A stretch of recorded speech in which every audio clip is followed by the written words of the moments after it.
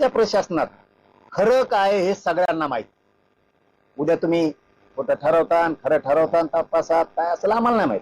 आम्हाला तर शंकाच नाही जालना जिल्ह्याच्या पोलीस अधीक्षक साहेबांबद्दल. परंतु पुढचं सांगतो, तुम्ही सोडून द्या, धरा नका धरू, सत्य हकीकत आम्हाला कळालेली आम्ही मानणार.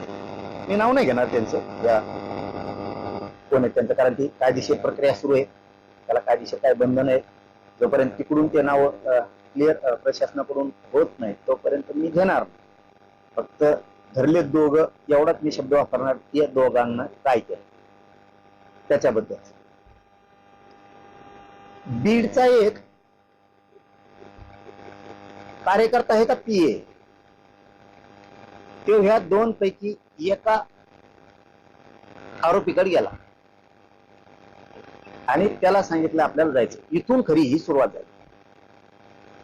यांची ह्या दोन आरोपी यांची आणि त्या बीडचा पीए का तो कार्यकर्ता मला माहित नाही, त्यांनी याला नेलेलं यांना. आणि ही खरा घटनाक्रम इथून सुरू झाला. त्यांनी हे सगळं माझं शोधत होतं.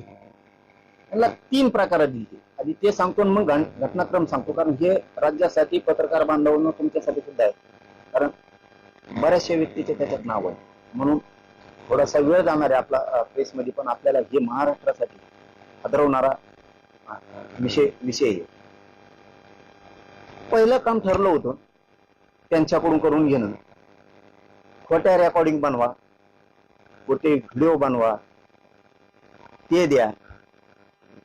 त्याच्यासाठी तो विषय चाललेला होता.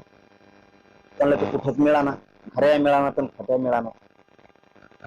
ते तयारीची असते ना, तयारी करण्याची. मग ते दुसऱ्या मुद्द्यावरती आले,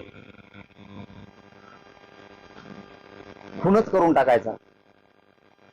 मग तिसऱ्या मुद्द्यावरती आले, की आपण गोळ्या देऊन किंवा ते औषध देऊन मग घातपात करू, असं ठरलं.